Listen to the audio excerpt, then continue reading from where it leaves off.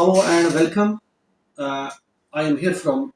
Iqbal International Law Services, new legal topic. आज के जो हमारा देख रहे हैं लीगल टॉपिक है जिस पर आज हम डिस्कस कर रहे हैं। आज के हमारे लीगल टॉपिक का नाम है registration of the NGO. NGO के रजिस्ट्रेशन के बारे में आज हम आपको बता रहे हैं। देखिए एनजीओ के रजिस्ट्रेशन के बारे में, रजिस्टर्ड एनजीओ के रजिस्ट्रेशन के बारे में याद रखें कि नए सिरे से रजिस्ट्रेशन नहीं, रजिस्टर्ड एनजीओ के रजिस्ट्रेशन के बारे में आज हम आपको बता दें। देखिए Sindh charity registration and registration act है 2019 का, एक नया कानून 2019 में सिंध ने एक नया कानून असेंबली ने पास किया है। उन्होंने कहा है कि कोई अगर एनजीओ रजिस्टर्ड है इन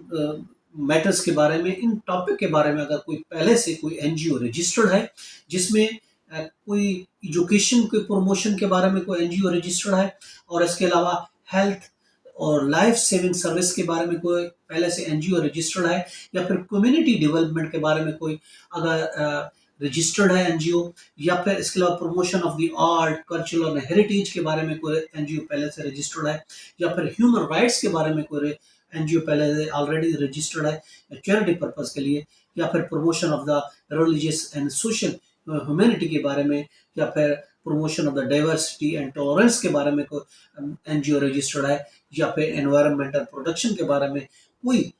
एनजीओ अगर पहले से रजिस्टर्ड है। तो चैरिटी मींस क्या है? देखिए चैरिटी मींस का मकसद ये है कि एनजीओ जो कि रजिस्टर्ड होनी चाहिए, जिसकी रजिस्ट्रेशन होनी चाहिए सोसाइटी रजिस्ट्रेशन एक्ट के तहत 1860 में अगर उसकी रजिस्ट्रेशन हुई है, या वो एनजीओ जो चैरिटी पर्पस करे, voluntary social welfare agencies ordinance 1961 के तहत उसकी रजिस्ट्रेशन हुई है, या वो चैरिटी पर्पस के लिए वो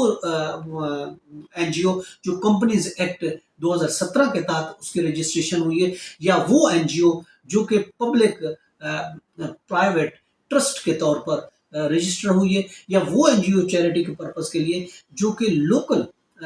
इसके लिए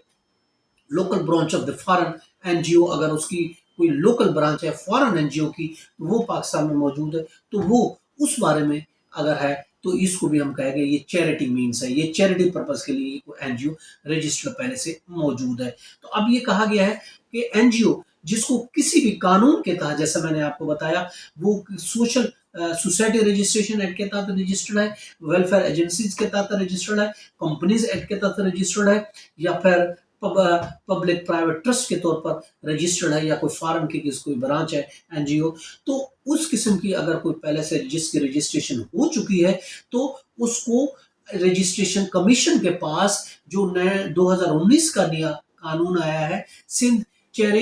चैरिटेबल रजिस्ट्रेशन एक्ट 2019 आया है, उसके तहत उसको रजिस्ट्रेशन कराना जरूरी होगा। जब तक हम उस रजिस्टर्ड एनजीओ को इस कमीशन के पास रजिस्टर्ड नहीं कराएंगे तो ना तो हम चैरिटी फंड इकट्ठा नहीं कर सकेंगे, कोई हम उसको फंड जो है वो रेज नहीं कर सकेंगे, और उसकी रजिस्ट्रेशन दोबारा से उसको रजिस्टर कराना वो जरूरी है। अगर नहीं होगी तो उसको सस्पेंड कर दिया जाएगा, या फिर उसको सस्पेंड भी कर सकता है कमीशन, उसको रजिस्टर भी करा सकता है। तो नए सिरे से उसकी एक रजिस्टर्ड एनजीओ तो उसको दोबारा से एनजीओ का रजिस्ट्रेशन करना जरूरी है, अदरवाइज हम किसी को फंड को रेज नहीं कर सकते, हम फंड को इकट्ठा नहीं कर सकते। ये तो आज का टॉपिक कि registration of the registered NGO.